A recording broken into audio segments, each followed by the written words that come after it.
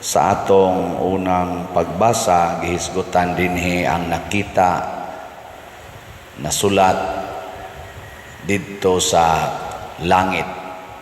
Dunay anghel nga nagdaag mga katalagman niya, misulti dayon ang Ginoo nga pasulatan ni Juan ang simbahan sa Efeso.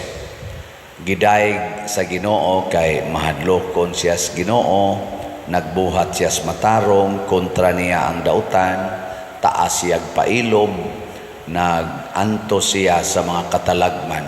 So buutan gid ning taga Efeso.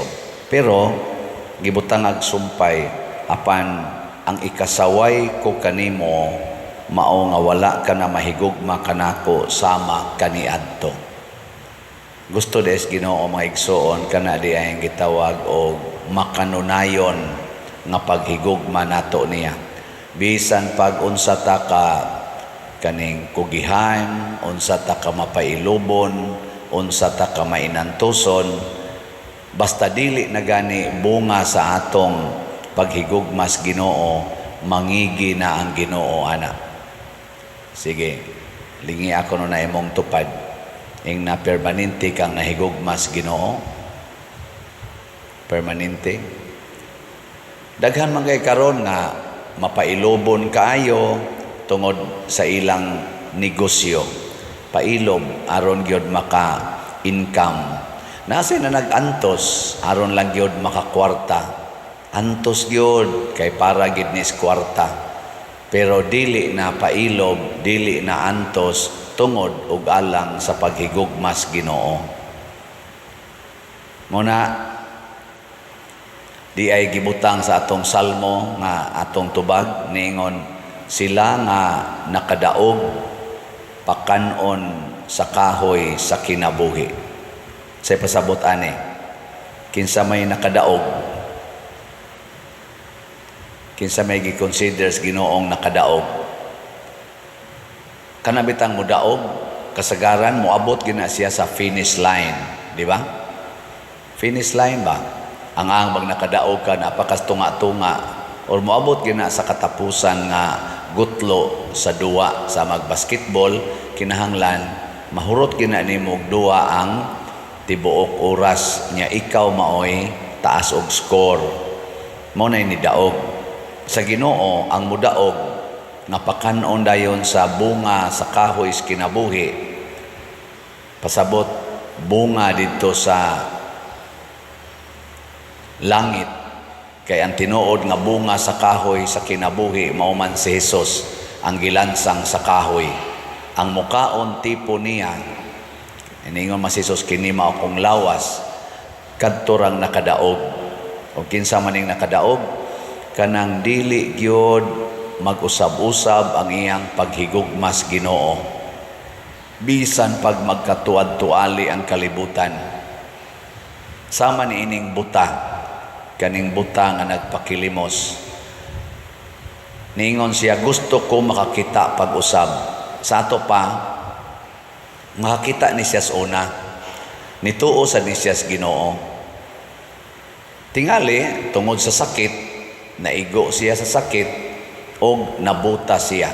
Pero naa ang iyang gugmas Ginoo, naa ang iyang paglaom sa Ginoo. Mao tong pag-agi gyud ni Hesus, pag-ingon niya unsa man ni nganong mura magdaghang tao. Ingon niya si Hesus ning agi, asinggit dayon siya. Hesus, anak ni David, or sa to? Kaliwat ni David, kaluy ako. Gibadlong siya, gikasab-an siya, wa gyud siya naminaw kay nakasintro gyud sa Ginoo. Dili ba makuan ba, dili ba mailad-ilad sa mga babag aning kalibutana. Sige ra gyud sa ingon kaluy in taon ako, hangtod nga nakabati gyud niabot ang iyang tingog ngadto ni Hesus. Og niingon si Hesus, paariya siya dire. Nga niingon si Hesus, unsa may imong gusto nga akong buhaton nimo? Gusto ko Lord nga makakita pag-usab. Ang Ginoo, ang imong pagtuo mo'y nakaayo nimo. Pasabot, bisan pagbuta na siya physically, ang iyang gugmas Ginoo wa mausab. bisag gikasab-an siya sa mga tao, wa pa siguro gani gihulga to sa mga tao, ang iyang gugmas Ginoo wa gyud mausab. Sige, lingiya imong tupad.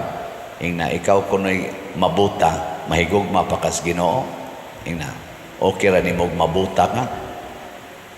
Di mausab imong paghigugmas Ginoo og mabuta ka.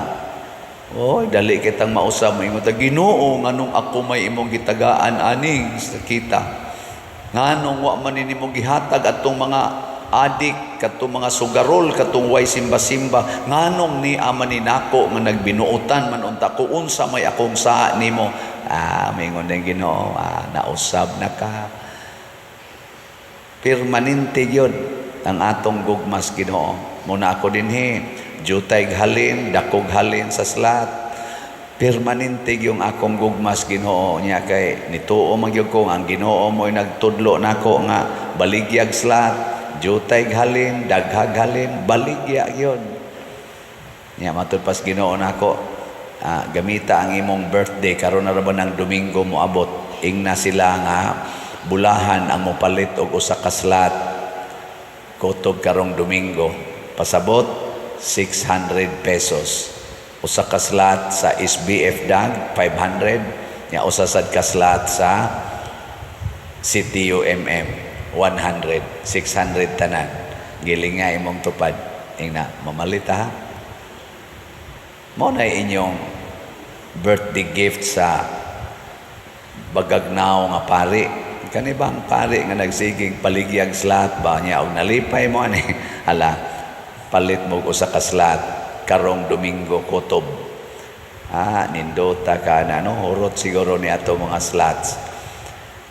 Og ang pinakadako nga hagit karong panahona kana gyung pagpuyo sa kamatuoran kay ang timaan man gud nga kita kanini ang kita ba tinuod tang nahigugmas Ginoo mopuyo kita sa kamatuoran.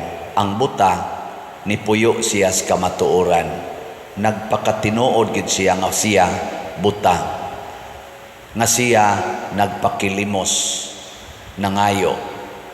Wa siya magpakaaron ingnon nga mura siya naa bisag wa. Ang atong mga kaigsuonan karon daghan kaayo ang mahadlok mahibaw-an ang iyang tinuod nga kamatuoran na magani uban mahadlok mahibaw-an iyang edad. Father, birthday ba yan nako karon? Pila na edad? Secret lang, Father. Blessingi lang ko.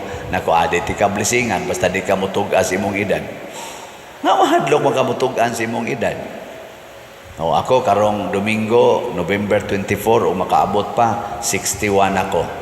Munang maghimo sa tag mga balay, 61 ka balay ang atong target nga himoon. Nanataroy gisugdan, mga tulo kuno na kabalay rong gitrabaho sa atong mga carpenters. Tanaw na itong makahubad bata kutob karong birthday nako. So, way uwaway. Nayuban mahadlok tawgon og bana. Magpakaulitaw dayon. Nasa uban hadlok sag tawgog asawa. Pasiksi-siksisan. Aron mura sag dalaga. Na lang. Anang kuan yun. Dawatang kamatuoran. Nayuban hadlok tawgog tiguang kay giuban na kuluran dayong buhok. Ayaw, dawatang kamatuoran. Hadlok nganlan og tiguang na kay nangatagap ng kilay, kiskison dayon unya tatuan na lang sad. Ayaw, dawatang na nangahurot na imong kilay. Di ba?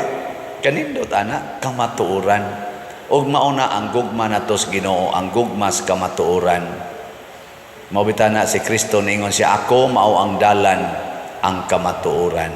So inaot unta kitang tanan dili ta masawayan sa Ginoo nga ato untang gugmas Ginoo karon di mausab bisan pag mag-usab-usab ang atong sitwasyon.